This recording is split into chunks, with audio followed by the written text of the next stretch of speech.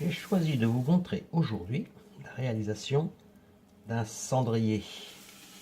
Ah là là, le cendrier, très célèbre, hein, parce que, en fait, qu'est-ce que c'est le cendrier? Ben, c'est généralement la première pièce qui est faite par les élèves tourneurs. On n'arrive pas encore à monter de la terre, mais on est capable de faire une petite écuelle ou un cendrier. Et vous voyez la vitesse à laquelle ça va de faire un cendrier? C'est très simple. Et voilà, quelques gestes et c'est à peu près terminé. Le voici, le cendrier, le magnifique cendrier. Alors, est-ce que c'est ça que je vais vous montrer aujourd'hui? Pas du tout, pas du tout, pas du tout. Non, je vais vous montrer qu'un cendrier, ça peut être beaucoup plus sophistiqué que ça en a l'air. Alors, vous allez me dire, oh, comment on pourrait arranger ce cendrier? Qu'est-ce qu'on pourrait faire avec? On pourrait faire des encoches pour mettre les cigarettes. Comme ça. À peu près. Hein, on ferait ça mieux quand même. Non. Je vais vous montrer comment on peut étudier la réalisation d'un cendrier. Vraiment étudier. C'est-à-dire se donner un objectif, répondre à on va dire, un mini cahier des charges. C'est ce que je me propose de vous montrer dans cette vidéo, comment réaliser un cendrier sophistiqué. Le cahier des charges imposé. Premièrement, propre à l'extinction. Qu'est-ce que ça veut dire? Ça veut dire que quand le fumeur arrête de fumer et éteint sa cigarette, qu'il ne se salisse pas les mains dans les autres mégots.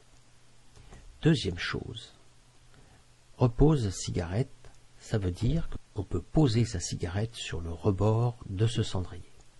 Et troisième chose ici, sans odeur, ça c'est pour le non-fumeur. Eh bien, sans odeur, ça veut dire tout simplement qu'il faudra avoir un couvercle pour ne pas être gêné et indisposé par les odeurs du tabac. Alors voyons. Maintenant, nous voici à la table à dessin. Repose cigarette. Donc je vais traiter le repose cigarette simplement en faisant ici un petit plan légèrement incliné. Ça sera le haut sur lequel viendra la cigarette. Propre à l'extinction. Ah, propre à l'extinction, ça va se passer par là. Eh bien, propre à l'extinction, je vais dessiner ici un support. Quelque chose comme ça. Un petit support qui va venir. C'est un dessin en coupe sur lequel on viendra écraser la cigarette. Ici. Et sans odeur, ça veut dire qu'on va faire quelque part, par ici, un couvercle. Voilà le couvercle. Comme ceci. Et bien se mettre dans l'encoche là. Donc après le dessin continue, bien sûr, je ne vais pas représenter le couvercle en entier. Le reste, eh bien, une forme comme une bonbonnière.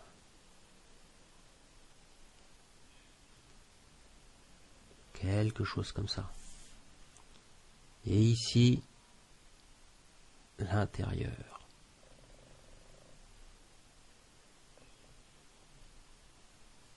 Qui va rejoindre la force. Qui va rejoindre ici la partie centrale. La partie la plus difficile, c'est celle-ci. Donc là, il faudra monter beaucoup de terre pour revenir comme ceci, ici.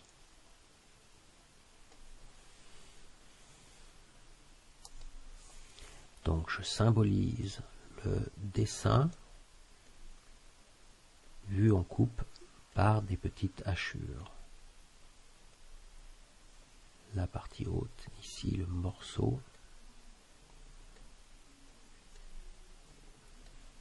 Du couvercle et ici la partie basse. Voilà, je fais mes petites hachures. Cette partie-là, il faudrait l'enlever.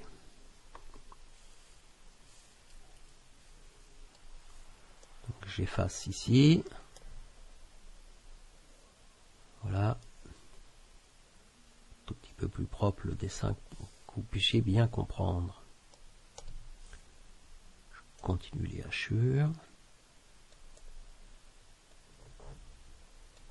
Voilà, maintenant on voit mieux. C'est donc vraiment une vue en coupe. C'est un pseudo dessin technique, une espèce d'esquisse, mais je crois que ça... Il ne manque plus que le petit pied qu'on va faire ici. Voilà. Voilà le dessin technique. Donc le repose cigarette, eh ben, il est traité ici. Propre à l'extinction, c'est ici. Et le sans odeur, c'est le couvercle. Donc le cahier des charges est bien rempli. Un petit dessin, c'est toujours quelque chose d'intéressant à faire. Ça permet de fixer les idées et d'avoir un visuel. Là, c'est un dessin fait à l'ordinateur, le cendrier vu ouvert, et puis le cendrier fermé. Voilà, ça permet de voir sa forme. Alors après ce dessin, moi je conseille vivement de faire une maquette. Quand on se lance dans une pièce qui est somme toute un petit peu technique, il vaut mieux l'appréhender ensuite en réel. Alors c'est chose faite avec cette petite maquette ici, qui a permis de mettre en évidence les points difficiles. Alors il y a quand même un point qu'on pressentait comme très difficile, c'est le pourtour intérieur. Voyons ensemble d'abord les parties qui ne posent pas de problème. La partie centrale, je pense que vous pouvez vous entraîner un petit peu, et le fait de laisser de la terre au centre ici n'est pas très compliqué. Il suffira de faire un appui, au lieu d'être au centre, au moment du perçage, on la fera sur le côté. Et après, on arrivera à ouvrir. Donc ça, c'est quelque chose qui n'est pas très difficile.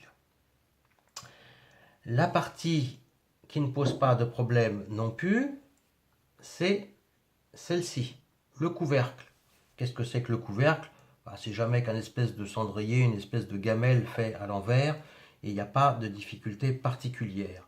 Alors là, on a vu qu'il y a une petite technique dans des vidéos précédentes pour coller un bouton. Je pourrais remontrer ça, mais ça aussi c'est relativement facile à faire. Voyons maintenant la partie très difficile à faire. Je dis bien très difficile à faire, c'est celle-ci. Surtout si on tente, comme sur cette maquette, de la faire en une seule fois, c'est-à-dire monter la terre, la rabattre, donner un angle ici et creuser ici pour pouvoir avoir l'encoche nécessaire à l'emboîtement parfait de la pièce. Ça, c'est très difficile. Donc cette maquette m'a permis de voir et de mettre en évidence cette difficulté. Aussi maintenant, je peux prendre la décision de ne pas faire pareil au moment du tournage.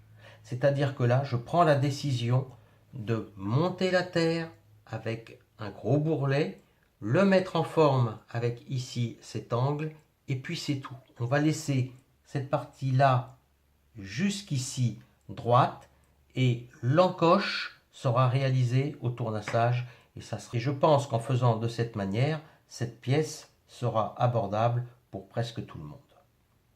Je vous encourage à faire des maquettes de ce style quand vous vous lancez dans quelque chose de nouveau ou que vous créez une forme, même si c'est un peu plus petit, même si c'est pas fait avec la terre définitive, ça n'a aucune importance.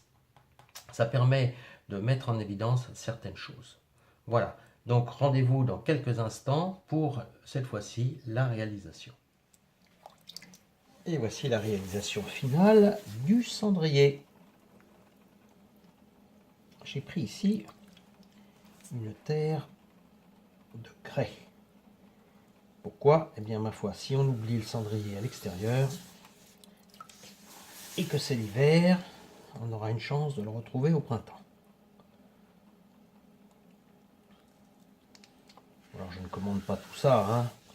Pour s'attaquer à cette pièce, c'est vrai qu'il faut déjà avoir un petit niveau, donc je ne vais pas commenter les montées de quilles, le brassage de la terre, ni même le centrage. On va juste commenter les choses spécifiques.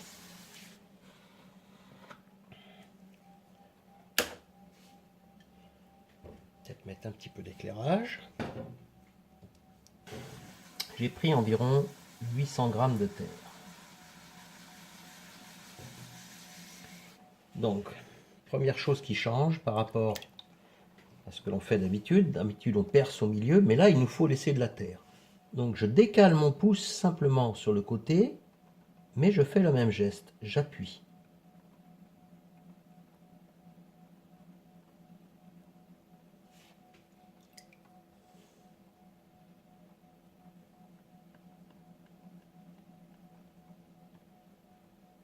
Une petite bulle.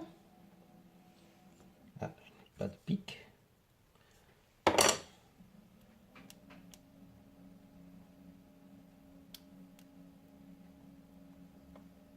Voilà, quelque chose comme ça. C'est plus joli si la partie ici du bas est plus importante que la partie du haut. C'est intéressant aussi si vous lui donnez une petite forme légèrement incurvée à l'intérieur.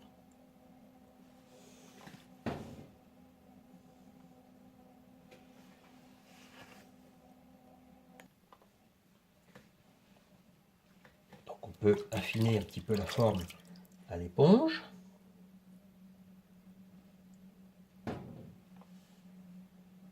Comme ceci.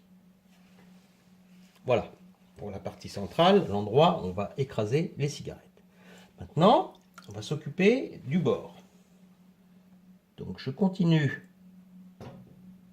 de faire le fond. J'ouvre un petit peu, mais je commence à remonter, hein, comme un grand bol.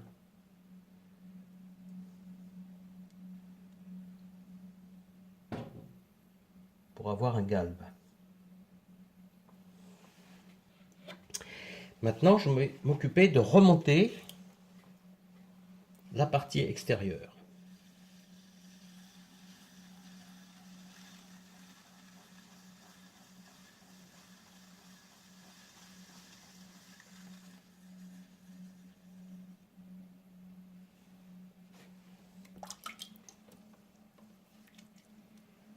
Un peu de barbotine sur les mains.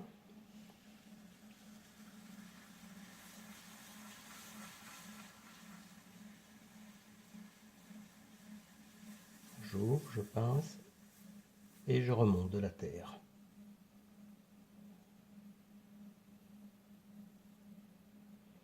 Et je laisse un bourrelet de terre en haut. Ça, c'est assez important. Parce que c'est à cet endroit-là qu'on va faire la forme qui part vers le centre du cendrier et qui permet au fumeur de poser les cigarettes. Et aussi, nous, c'est dans cette partie-là qu'il faudra faire la fameuse encoche pour pouvoir avoir une fermeture avec un couvercle. Cette partie-là doit être plus basse que cette partie-là. Donc, je vais m'occuper de donner l'angle. Je peux essayer de le faire soit à la main, soit avec une estèque. Donc, je commence à la main. Je vais très très doucement. Je pousse la terre vers le centre. Je m'arrête. Ça accroche un petit peu. Ces deux doigts-là, eux, ne bougent pas. On va remettre un petit peu de barbotine. Ils sont juste ces deux doigts-là en maintien.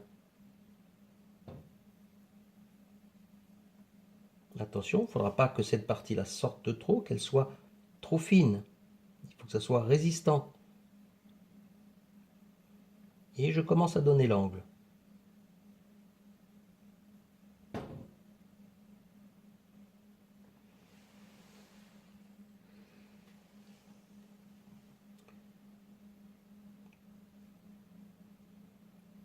Je remonte un tout petit peu ici. Et maintenant, je maintiens dessous ici et je donne la forme finale. Comme ceci.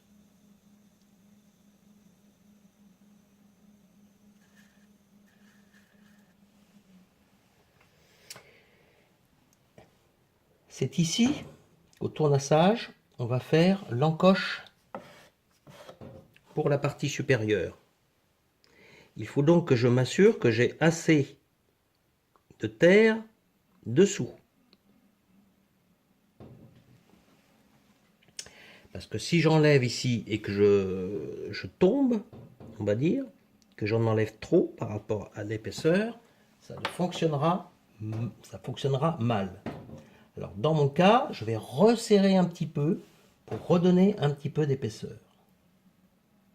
Donc je ramène avec le doigt et je renvoie dessous un petit peu de terre.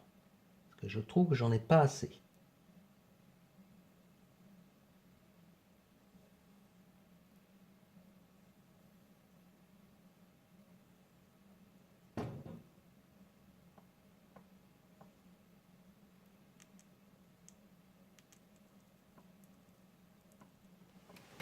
Voilà. Tout ça, ça va être raboté par la suite. Faut pas s'inquiéter. On cherche surtout pas à faire la forme finale comme ça avait été fait avec le prototype parce que c'est vraiment trop difficile. On peut y arriver, la preuve, mais c'est trop difficile. C'est pas la peine. Voilà, on va rester comme ça. On a la forme. Ici, un tout petit peu de finition. Je peux même rabattre un petit peu la terre si je trouve qu'il y en a trop. Ça va redonner un petit peu d'épaisseur. Petite finition à l'éponge. Idem à l'intérieur. Et c'est tout. On va s'occuper maintenant de réaliser le couvercle.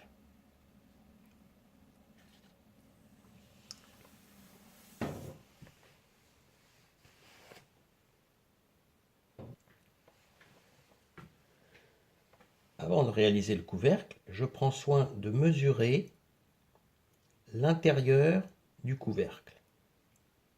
C'est important.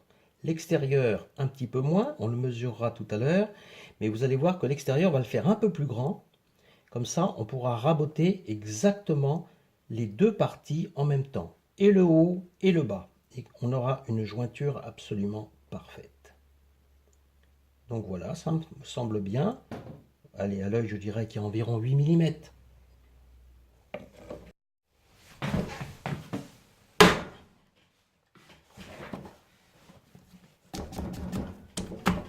Et voici le couvercle.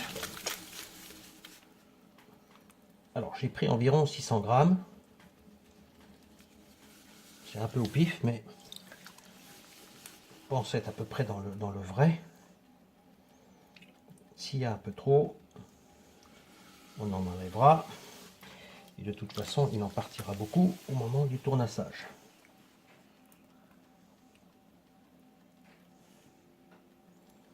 Alors le couvercle, là, je rappelle, c'est un espèce de grand bol à l'envers. C'est pas bien compliqué. On concentre la terre.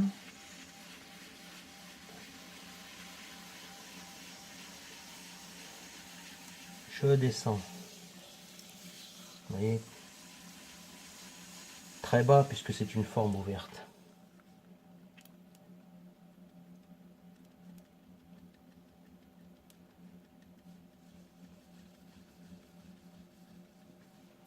Et je commence à mesurer assez tôt.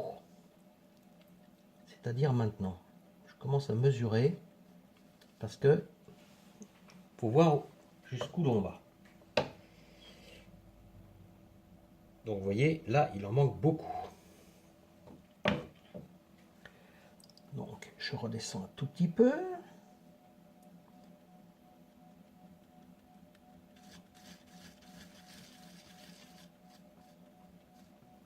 Et j'ouvre encore. Voilà. Donc là, on serait presque... Ça, il faudra que ça soit la partie intérieure. Donc maintenant, je vais donner une forme.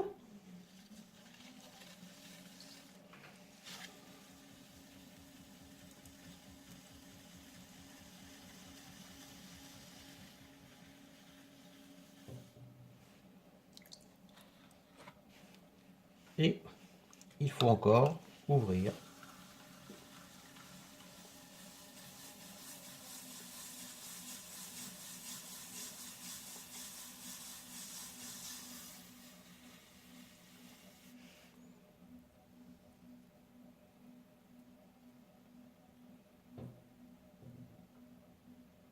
Et je commence à donner la forme du couvercle. C'est-à-dire ici, il faut que ça soit carré. Assez épais. Comme ça, on pourra raboter à la fois la partie haute et la partie basse, le couvercle et l'assise. On aura une jointure normalement parfaite.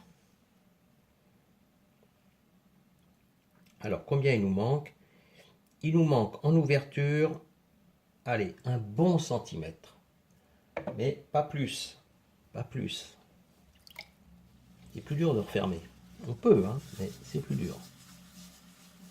Donc je repasse une main, je reprends un petit peu de terre, une petite légère montée et surtout j'ouvre. Mais il vaut mieux y aller en plusieurs fois pour ne pas trop dépasser. On y arrive, on y arrive. Encore 3-4 mm et ça sera bon. Alors attention dans ces formes-là qui sont quand même généreusement ouvertes. Ça dépend de la terre que vous aurez, mais il m'est arrivé à un moment donné, comme on n'a pas énormément de portance dessous, où ça risque quand même de s'affaisser. Hein. C'est le petit risque. Donc je remets les mains avec précaution. Et je vais rouvrir.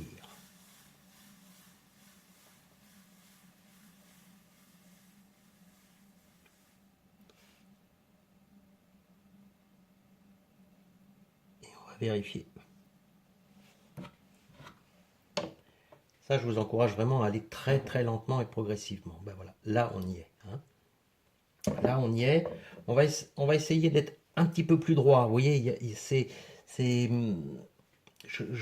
on va avoir des petits soucis au moment de la rentrée de la pièce. Donc ça, il faut redresser un petit peu là. Il faut être un petit peu plus d'équerre, je dirais. Voilà, quelque chose comme ça. Ça sera beaucoup plus facile à tailler la partie femelle. Ça sera la partie mâle. Hein. Donc voilà, qu'elle rentre, que ça soit bien droit. Voilà, on n'y touche plus. On retaillera cette partie extérieure en même temps que la partie extérieure de l'assise du bas. Et normalement, ça va fonctionner. Tout petit peu de finition. Surtout de ne pas appuyer avec l'éponge, hein, parce qu'autrement on va affaisser et on va changer la cote. Il y aura un petit peu de tournassage, mais pas tant que ça. Il y aura beaucoup de tournassage sur la partie extérieure, parce qu'on va arrondir et on dira poser notre bouton. Une petite difficulté supplémentaire, mais enfin qui est vraiment qui est surmontable, on va dire. A tout de suite après le séchage. Tournassage de la partie supérieure. C'est-à-dire le couvercle. J'arrange le fond. Alors rapidement, c'est pas quand même pour que le visuel soit correct. Hein. Et par contre, je remets cette partie droite là.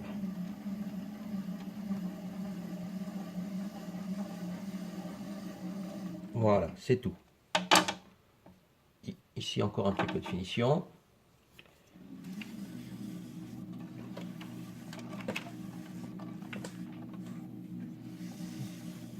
Alors il faudrait un outil qui passe un peu plus sur cet arrondi.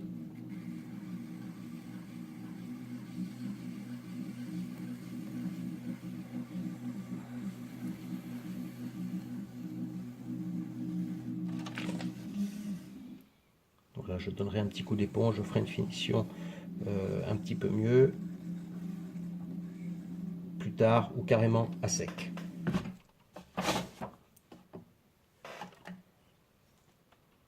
Après avoir observé le couvercle, je pense que cette partie-là est un petit peu trop épaisse. Donc je vais la diminuer par l'intérieur, mais pas beaucoup, peut-être 1 à 2 mm, pas plus.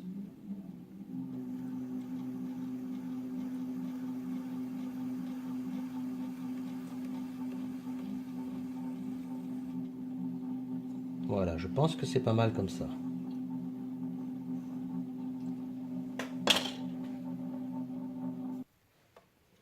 Pour réaliser l'emboîtement, je mesure très précisément l'intérieur du couvercle.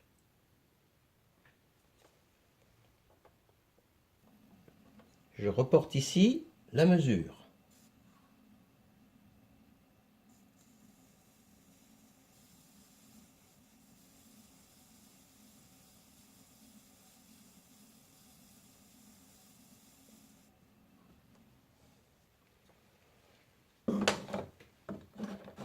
Et je commence à tournasser. Mieux vaut être un peu plus grand, donc je me mets ici dans un premier temps.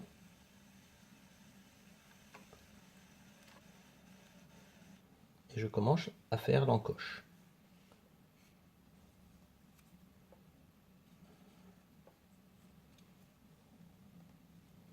Donc là, il faut être minutieux.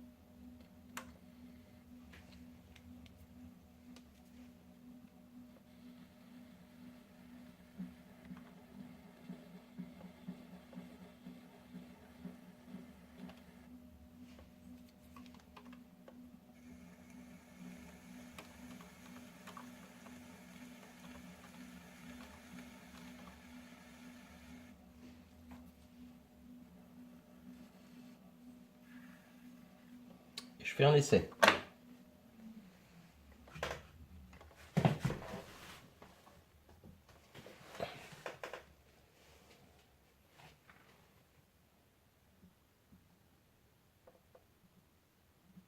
Donc là, je vois qu'il en manque un petit peu.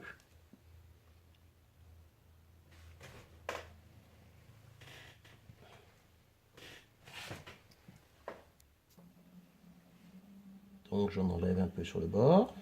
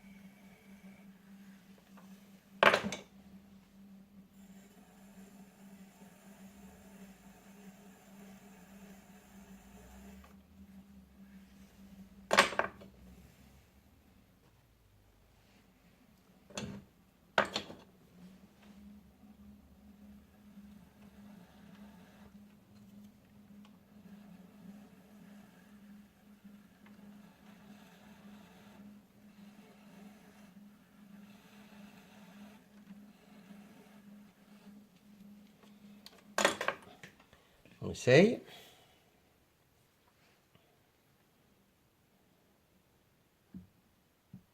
Ah, cette fois-ci ça va.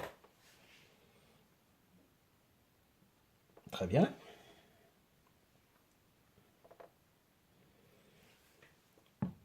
Donc il faut nettoyer cette partie-là. Moi je pense qu'elle est un petit peu bouillée la terre encore. Et ce qui fait que ça accroche, ça fait des petites pluches. Alors on va peut-être attendre un petit peu qu'elle ressèche. Parce que là ça doit être très minutieux comme travail. Après avoir fini les petites finitions du bord de la lèvre du couvercle, je place la partie supérieure qui rentre maintenant parfaitement et on va finaliser ici l'arrondi. Et vous voyez, le fait de le faire l'un sur l'autre, on va avoir une parfaite jonction.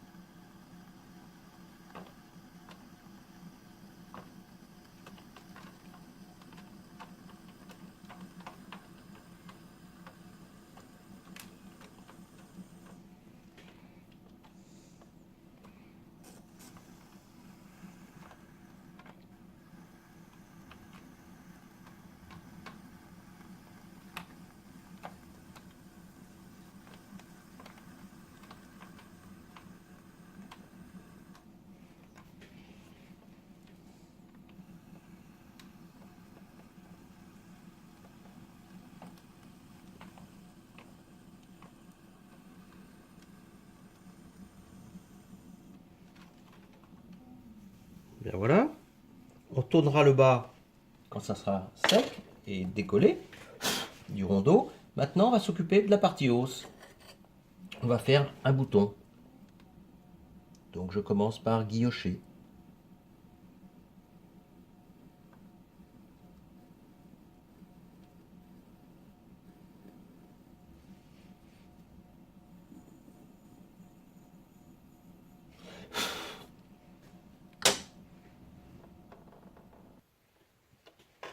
J'applique un peu de barbotine dans les marques que j'ai faites.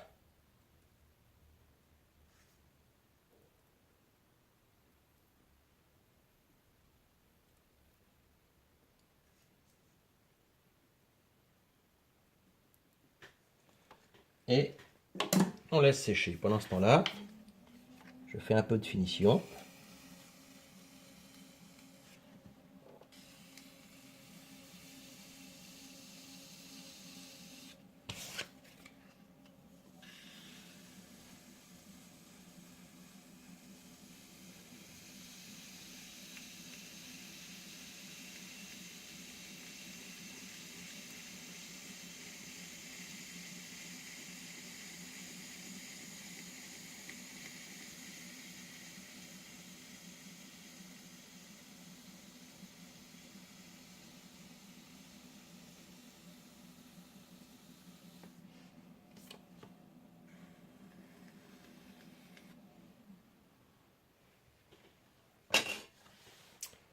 Et maintenant, on va mettre le bouton. Je fais une petite boule que je place au milieu. Bon, ben là, ça doit aller à peu près. Et je descends la terre de la petite boule que je fixe simplement en l'appuyant.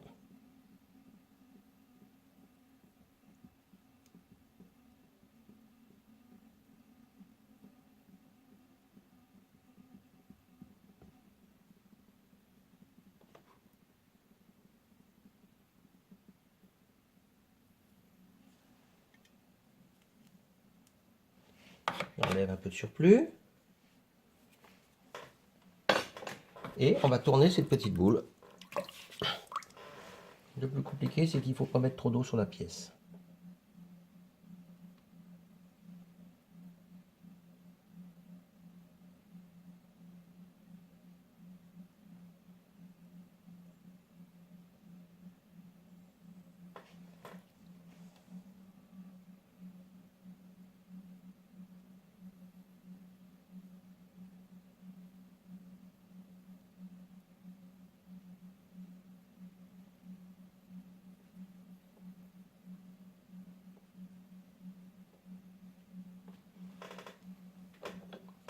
Et si les mains sont trop grosses, ben on finit le geste avec un outil.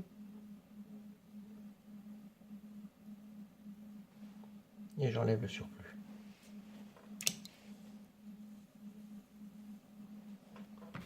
Alors après, c'est la forme, hein. Il faut choisir ce qu'on a envie comme forme de bouton.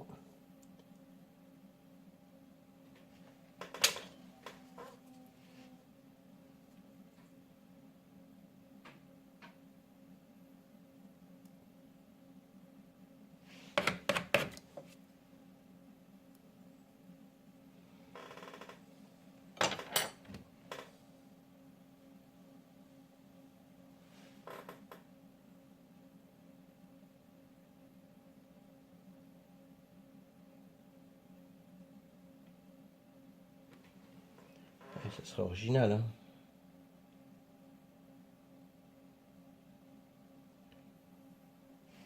Un peu arabisant et surtout un peu fragile. Un peu fragile, c'est quand même un objet utilitaire. Alors on va enlever ce genre de fantaisie.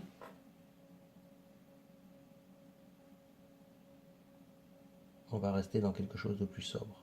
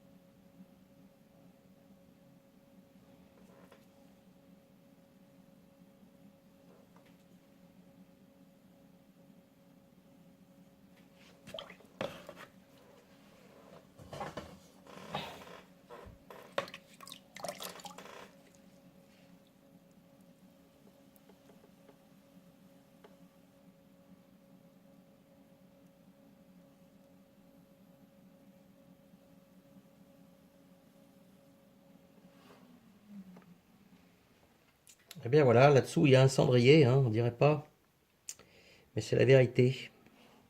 Il ne reste plus que la partie basse à faire. Et je vous propose de voir ça dans la prochaine séquence. Avant de faire le pied, je repère que ici il y a quelque chose qui ne me plaît pas. Ce n'est pas droit. Donc à l'aide d'un outil très coupant, parce que maintenant la terre est sèche, je remets droit la lèvre inférieure de l'emboîtement.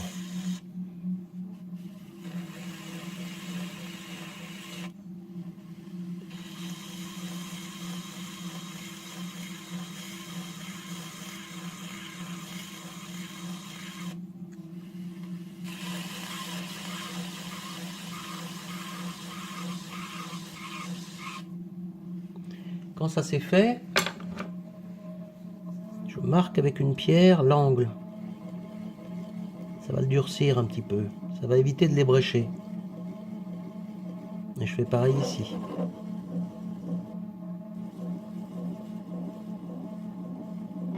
Et pendant que j'y suis, je fais aussi le couvercle. Et c'est parti pour faire le fond. Alors vous voyez sur le Giffing Grip, j'ai rajouté des petites cales en bois, ce qui me permet d'avoir accès, de fixer la pièce avec très peu de hauteur. Et comme ça, j'ai accès jusqu'ici pour faire le tournassage. Donc on va arrondir toute cette partie et la faire sauter. Alors pour les raisons que vous connaissez, on sait que maintenant que cette pièce est très dure, hein. Donc on est obligé d'avoir des outils extrêmement coupants. Alors ça, c'est des outils que je fabrique moi-même. Ils sont en acier extrêmement rigide et dur, donc ils tiennent longtemps et on peut les réaffûter. Mais probablement qu'avec des outils du commerce, ça serait beaucoup plus dur. Donc je fais une petite encoche juste là pour mettre un doigt et unir mes mains l'une à l'autre. Et puis je vais faire sauter cette partie-là. Toujours des appuis de haut en bas, le plus possible. Comme ça, je ne risque rien. Ah, attention, je vois que ça danse un peu. Qu'est-ce qu'il y a? Non. Si, c'était pas bien serré. Alors, je les ai pas fixés, mais on peut les mettre avec des caoutchoucs, les petites cales. Si ça me gêne, je serai obligé. Mais là, pour l'instant, ça a l'air d'aller. Donc, je reprends de haut en bas. Pour l'instant, j'ai pas décidé où encore je mets le pied. Pendant un moment, j'avais pensé qu'il fallait laisser une grande assise parce que pour écraser les mégots, il allait avoir des efforts sur les côtés, mais pas du tout. Je me trompe puisque j'ai fait la partie centrale qui sert à ça. Donc, je suis plus tenu de faire un pied large, je peux faire un pied fin.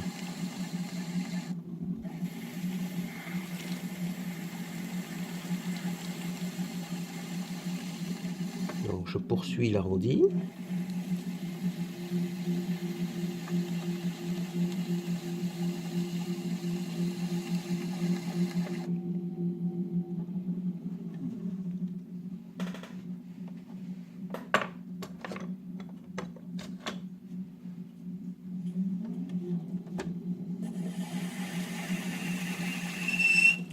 Oh, ça chante. Quand ça chante, c'est pas bon. Ça veut dire que ça va faire des marques, des petites vagues. Et c'est pas l'effet qu'on souhaite sur cette pièce. Mais des fois, on souhaite avoir cet effet. Il faudra d'ailleurs que j'en propose une dans une autre vidéo.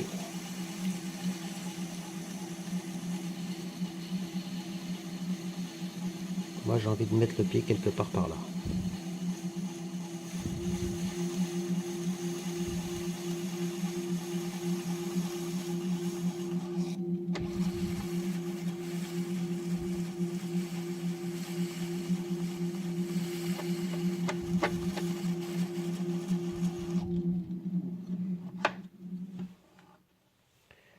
Et avec la force centrifuge, ça décale les petites cales.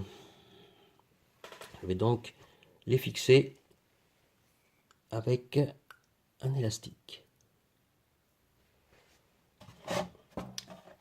Donc, changement de stratégie. Cette fois-ci, j'ai mis les petites cales devant, tenues par des élastiques. Et je pose la pièce par-dessus. Et je serre. Là, j'aurai encore moins d'emprise de la fixation sur la pièce. Et je vais pouvoir avoir accès à cette partie-là qui mérite vraiment d'être tournassée, comme vous le voyez. Alors, on va faire certainement un petit décrochement ici.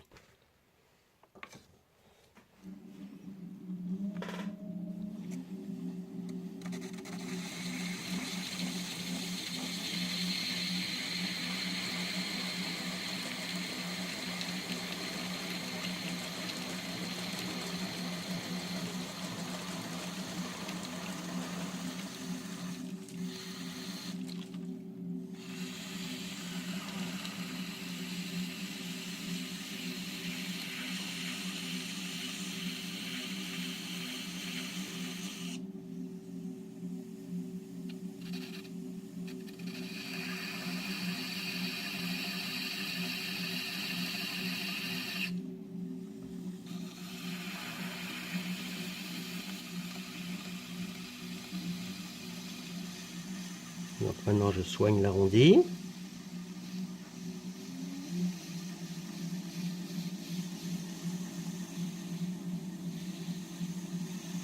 Et je vais dessiner le pied.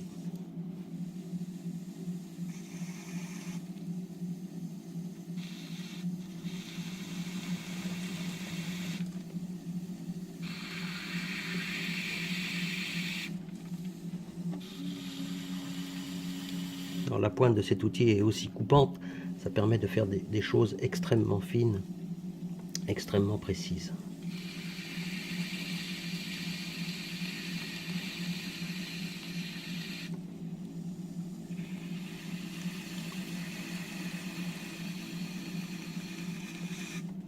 La partie intérieure, je change d'outil, le même mais avec la pointe dans l'autre sens.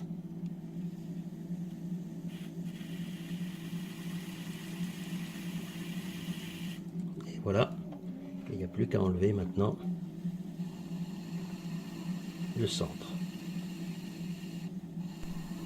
Alors je vous dis quelques mots sur ce concours photo. Ben oui, pourquoi pas, c'est pas une blague. Je pense que c'est quand même une pièce qui est intéressante. Ça peut être un petit challenge et c'est quand même une pièce qui, à mon avis, trouverait tout à fait sa place dans un CAP, par exemple, de tourneur en céramique. Donc, si vous voulez en faire une, je ne donne pas de consignes pour le poids, pas de consignes vraiment pour la forme, mais enfin il faut respecter quand même cette forme que vous voyez dans cette vidéo qui est assez longue. On arrive à la voir complètement à plusieurs moments du film. Il faut que la forme soit quand même très ressemblante et surtout que le cahier des charges soit respecté. Alors, si tous ces critères sont là, eh bien, vous faites cette photo, vous me l'envoyez, et puis pour le fun, n'est-ce pas, le gagnant qui sera choisi par un jury de potiers émérites, n'est-ce pas, sera récompensé dignement. Voilà.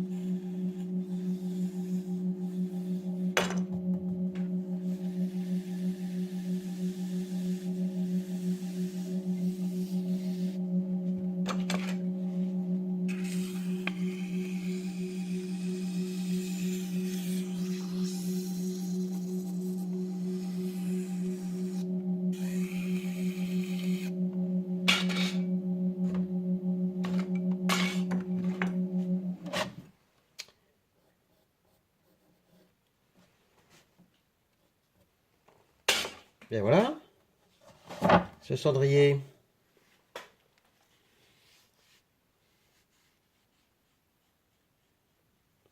Presque prêt à l'emploi. Je vous remonte la forme.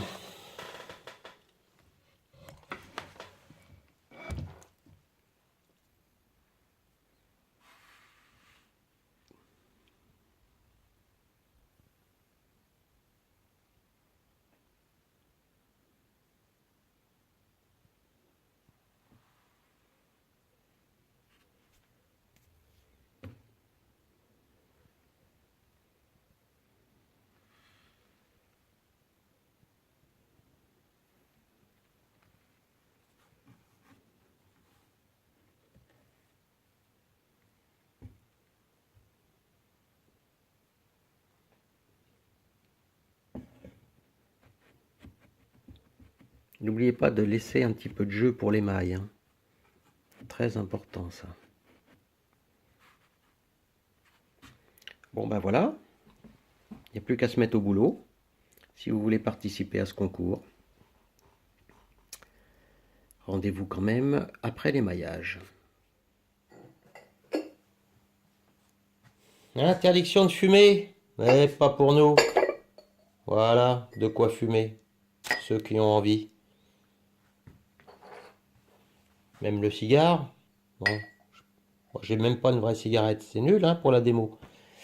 Mais enfin bon, voilà.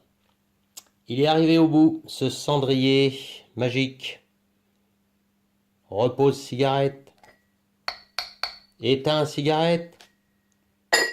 Et masque les odeurs. Donc, chers amis, si vous voulez en réaliser un modèle semblable, s'approchant, mais au moins avec le cahier des charges, des couleurs différentes, des matières différentes, eh bien vous m'envoyez cette photo avant la fin de l'année et vous serez récompensé si vous habitez en France, hein, parce que c'est vrai que s'il faut que j'envoie un petit colis à l'autre bout du monde, ça risque quand même de ne pas rentrer dans mon budget. Voilà, à bientôt pour de nouvelles aventures.